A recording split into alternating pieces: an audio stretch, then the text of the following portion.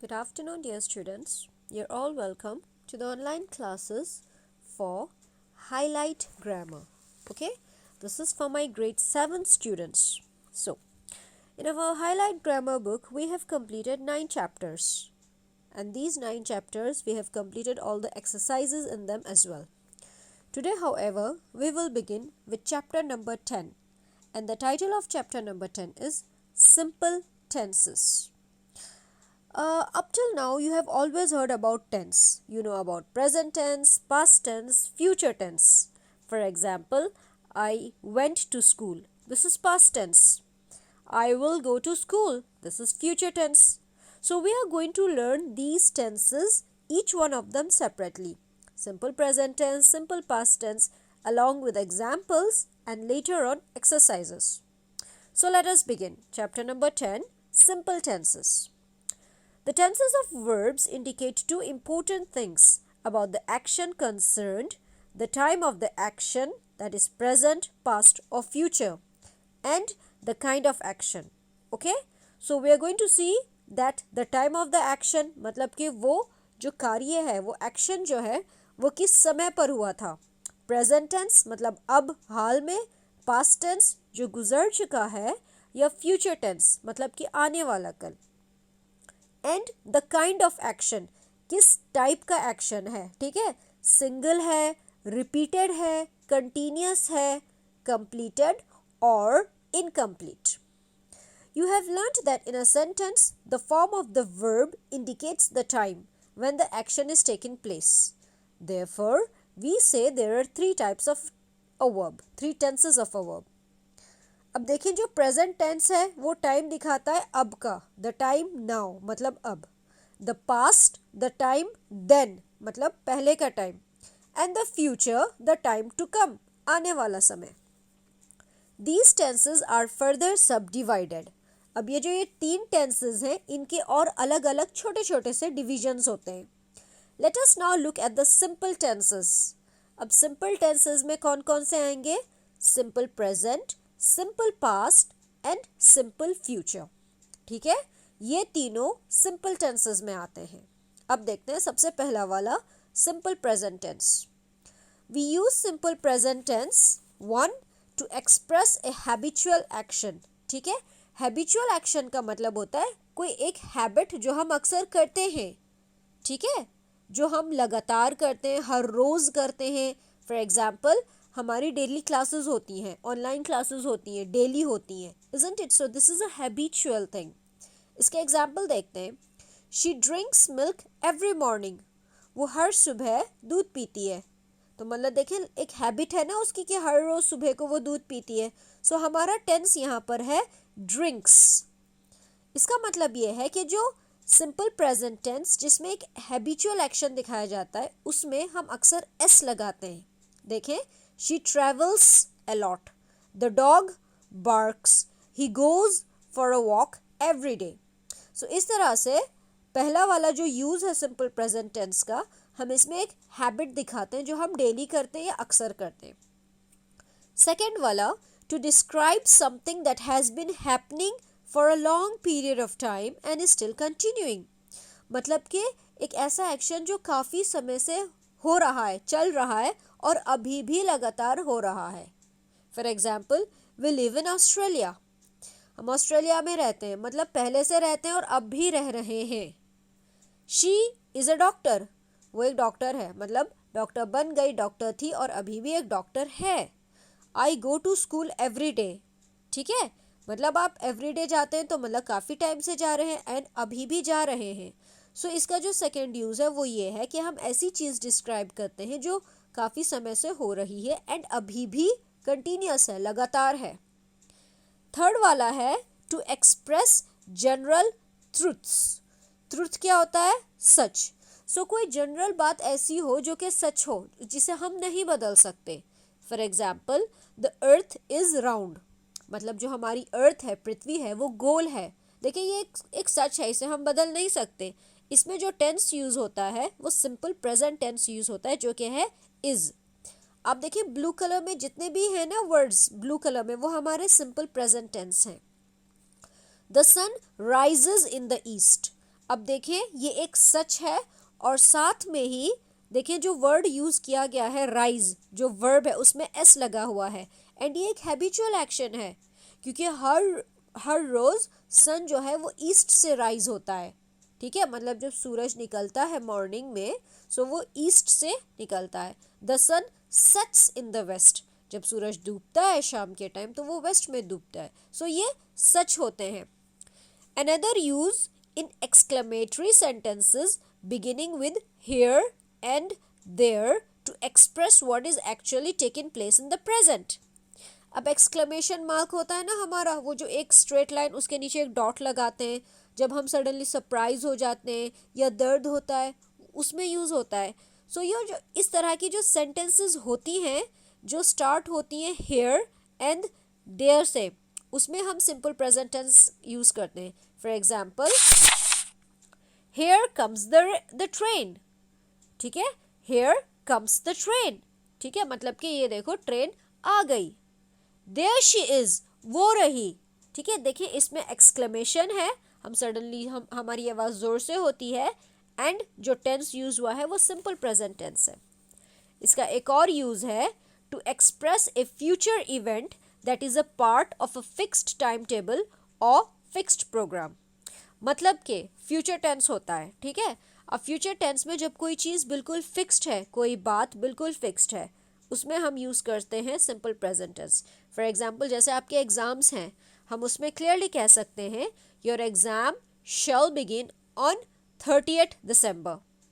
ठीक है, सो इसमें जो हम वर्ड यूज़ कर रहे हैं we are using simple present tense. अब एग्जाम्पल्स देखें। The next train is at 8 a.m. tomorrow morning. The school starts at 7 o'clock. The bus leaves at 6 a.m. Okay, so you see इन सभी tenses में s लगा हुआ है। ये एक future event है जो कि फिक्स्ड है, एक टाइम टेबल की तरह।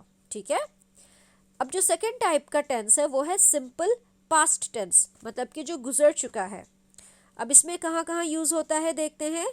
To refer to an action that has already been completed in the past। ठीक है, कोई एक्शन, कोई वर्क जो ऑलरेडी कंप्लीट हो चुका है, ओके, उसमें हम यूज करते हैं। For example the ship sailed yesterday. अब शिप होती है ना पानी का जहाज, वो जब उसका जो मूवमेंट होता है पानी पर उसे कहते हैं सेल, SAIL।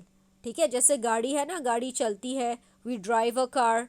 सो इस तरह से यह एरोप्लेन है वो फ्लाई करता है। सो इसी तरह से शिप जो होती है वो सेल करती है। सो अब हमारा टेंस है सेल्ड, इसमें हम ईडी लगा चुके हैं एंड ये पास्ट टेंस हो चुका है, मतलब कि कल की बात है, गुजरी हुई है। इट रेन्ड लास्ट नाइट, कल रात बारिश हुई थी। रेन में देखें ईडी लगा हुआ है, इससे दिखाई दे जाता है कि ये पास्ट टेंस है। इसका एक और यूज है, it often occurs with adverbs और adverb phrases of past time. ठीक है, अब हम इसमें एडवर्ब्स भी यूज कर सकते हैं जो पास्ट के हैं। For example she left the college last year. देखें पुरानी बात है, पिछले साल उसने कॉलेज छोड़ दिया था। I received a letter a month ago. ठीक है, मतलब कि 1 महीने पहले मैंने एक लेटर रिसीव किया था। ये सारे पास्ट टेंस के एग्जाम्पल्स हैं, मतलब कि जो हो चुका है। To indicate a habitual action in the past. अब देखें हैबिचुअल एक्शन मतलब जो एक एक्शन होता है, जो एक हैबिट होती है लेकिन पास्ट में। My mother always baked cakes on Sundays, मतलब कि मेरी मदर हमेशा संडेज के दिन केक बेक किया करती थी। ठीक है, देखिए एक हैबिचुअल एक्शन है कि हर संडे करती थी, लेकिन पास्ट की बात है, करती थी। अब देखिए इसमें जो हमारा वर्ब है बेक, उसमें ईडी है एंडिंग में, बेक्ड। सेकेंड वाला है प्लेड, ईडी। सो इससे आप समझें कि जो हमारे सिंपल पास्ट टेंस होते हैं हम उनमें पास्ट टेंस बनाने के लिए ईडी लगाते हैं, काफ़ी सारे वर्ड्स में, सब में नहीं। इसका एक और यूज है, sometimes this tense is used without an adverb of time. In such cases the time may be either implied or indicated by the context. अब देखें ये जो हमारा सिंपल पास्ट टेंस है ये अक्सर यूज होता है बिना एडवर्ब के, जो एडवर्ब ऑफ टाइम होता है ना, बिना उसके यूज हो जाता है। एंड इसके एग्जाम्पल देखते हैं, आपको समझ में आएगा। I learned Spanish in Delhi. I learned गुजरी हुई बात है, लर्नड पास्ट टेंस है लर्न का, सीखना। सो मैंने स्पेनिश सीखी थी दिल्ली में। सेकेंड वाला है आई डिडंट स्लीप वेल, मैं सही से नहीं सोई। ठीक है, so didn't sleep well that is last night, मतलब एक गुजरी हुई बात हम यहाँ बता रहे हैं। अब हमारा तीसरा टाइप का जो टेंस है वो है सिंपल फ्यूचर टेंस, मतलब कि जो आगे की बात है, फ्यूचर की बात है। We use the simple future tense to say what we think or know will happen in the future.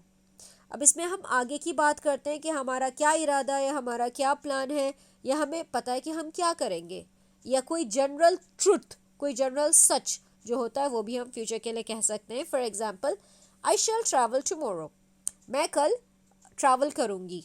ठीक है, सो मुझे पता है कि मैं करूँगी, इसलिए मैं ये वर्ड यूज़ कर सकती हूँ शैल ट्रैवल।